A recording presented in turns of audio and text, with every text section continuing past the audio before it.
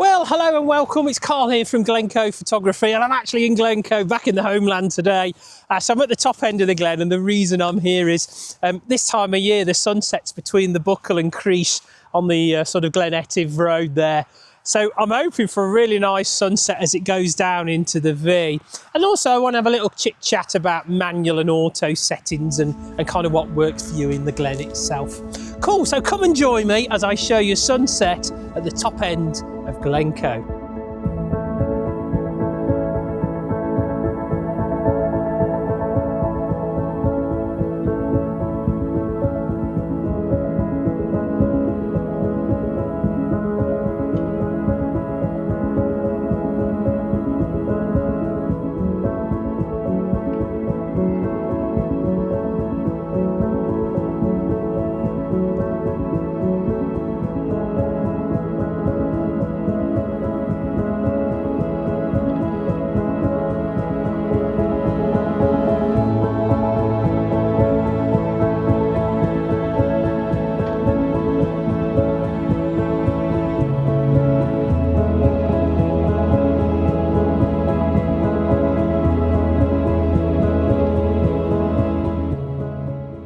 Yeah, so okay, what I've done is I've parked up. There's a nice lay-by just before the bridge, just going over the River Etive. You can park up there, then you just walk straight across the moor here, watch the road obviously.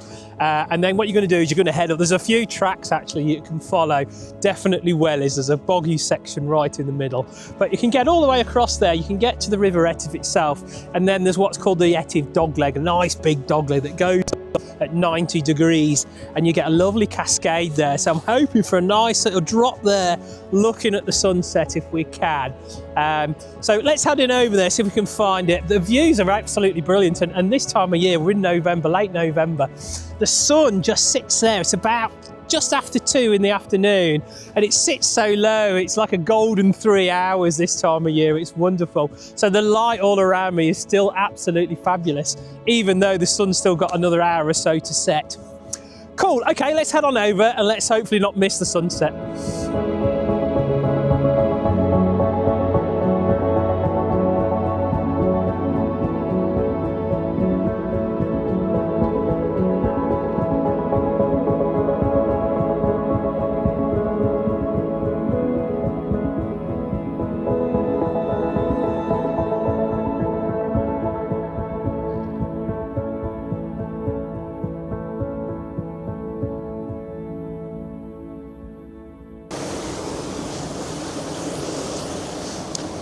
Okay, so to get to the dogleg, you just sort of follow the river. I actually landed on it pretty much straight where it is.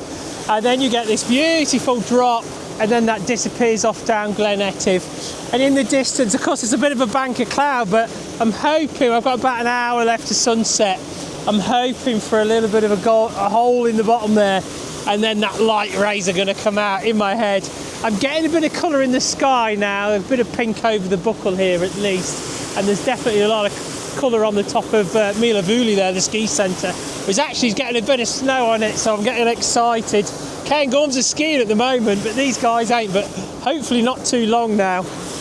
Anyway, I'm going to set up a nice composition and just got to get the composition working well with the leading line, leading the eye down to Glen Etive here. Right, so while I wait for the sunset, I do want to have a little bit of a discussion about manual modes and aperture priority mode actually when I talk about the auto modes. But the reason being, I've had quite a lot of workshops. I've had a very busy October. It's been great. I've been up to Skye and all over the place. I've had groups of Americans. We've done our own workshops. It's been fabulous. But I've noticed a lot of people are coming with manual settings, and I think that works really well. And you know, it's good to understand your camera a little bit. But I'm struggling with Glencoe because what happens is the light is so transient in Glencoe, it's moving so quickly. And I just find that the problem what everybody was doing when they're in manual mode is they're spending so much time trying to adjust for the light meter instead of looking at the landscape and giving an eye on when the light is good and when it's not. And they're spending too much time looking at their cameras and not looking at the sky and the landscape around them. So my personal preference, and you know, everybody's got their own way, but my personal preference is I generally shoot in aperture priority mode. That way I usually set my settings, I keep it very simple, you know, I'm going to be at f11-ish ISO 100, and then I'm just going to set in aperture priority mode and let that shutter speed just bobble about, and it moves around as the transient light and the clouds move across the sky. The light meter itself is always adjusting. And then I'll use exposure compensation if I think the shots are dark or light, but then it's always a dynamic thing, and the camera is not, it's always sort of reading the light around me, usually in evaluative mode for the light meter reading as well. And I find that so much easier, because what I do then is I'm allowed to then concentrate on the landscape and forget all about the camera really, and then I'm kind of only waiting until that light goes nice, and then I can press the shot. So I think you should try it, and it's certainly not, it doesn't make you a worse photographer because you're using some of these auto modes, i.e. aperture priority mode. I think it makes you a better photographer, because what you're doing is you're looking at the landscape and not looking at this piece of equipment you've got in your hand. Yeah, I probably should add a little bit onto that. I will say, when I'm putting filters on, like big stoppers, I've got the Nikon Z7 here, it's pretty bad for this. Sometimes the light meter gets a little confused, and then you do have to kind of go into manual mode and manually adjust the exposure. But it's only every now and again, and most of the time it's absolutely fine. So I think for you guys, it's worth going aperture prime mode, f11, ISO 100, start there, keep that as your base level, and then do the adjustments after that. Yeah, so I've kind of got set up. I'm just trying a landscape orientation, just because it's a really wide shot this is. So I've gone to landscape orientation. I'm popping the cascade on the left hand side, and then that's giving me Creasay and Milavuli, the ski centre here, and I've got this nice leading line leading off to down Glen Etive. I'm not including the buckle, which is over there, just because I'm not convinced that might work actually, so I might do another shot there. But this is what I really want to do. I want to get this whole scene here. Now what I've also done is it's really easy, this shot is, because it's so dark now that my shutter speeds are slow enough to give me some nice blur in the water, but not too slow that it's over blurring and it's just gone too milky. And also, so I don't need any filters, ND filters, and also I don't actually want to polarize this. I'm liking the glare on the water, because that's separating the landscape and also reflecting a little bit of this pink in there as well. So I'm kind of wanting that.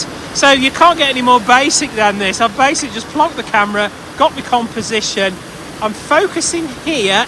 I might stick a focus stack in and focus here and here, but I think this one is actually looking all right. I've just checked it and it looks all right. So I think that's really going to work for me. Okay, I'm all set up. I'm getting a bit more colour in the sky, so I reckon I'm about there. So let's go and press that shutter, and if this photo works, here's the image.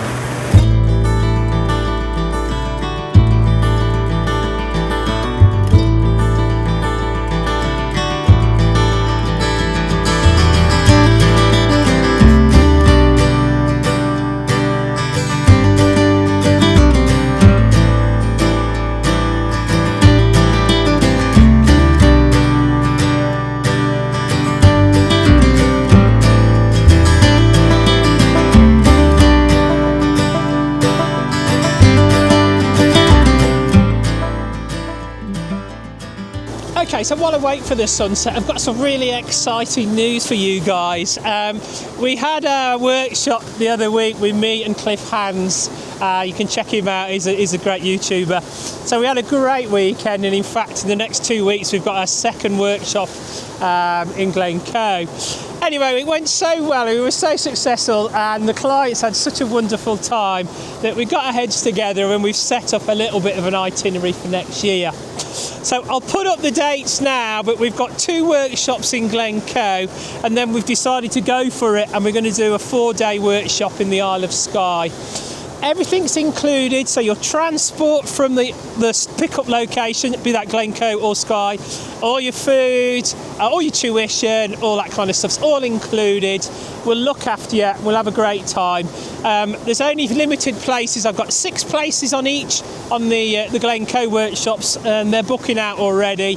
And then I've only got 6 places left on the Skye. On Skye we're going to hire a minibus.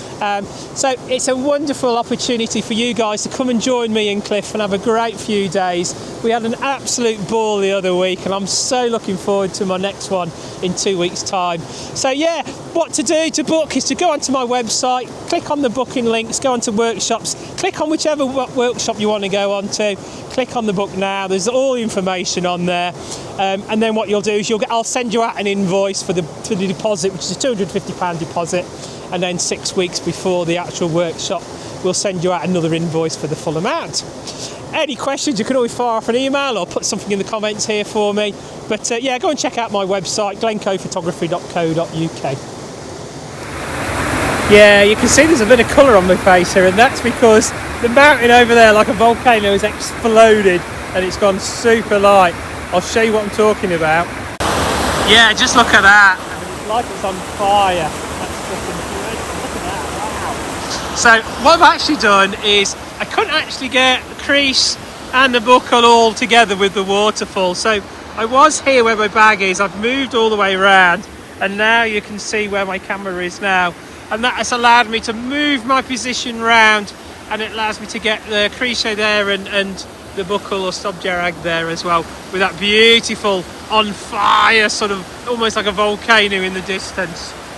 Okay, so I think this is a different shot altogether, but I love the leading line and the depth to this image.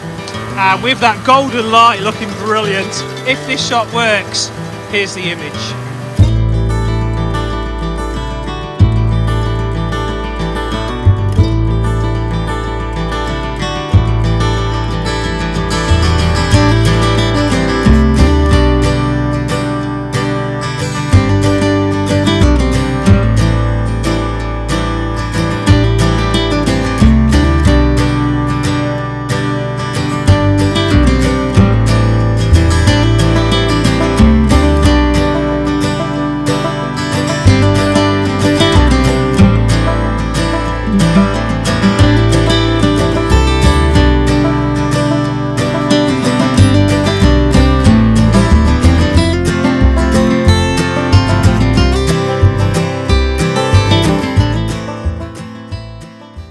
Well, that was wonderful, weren't it?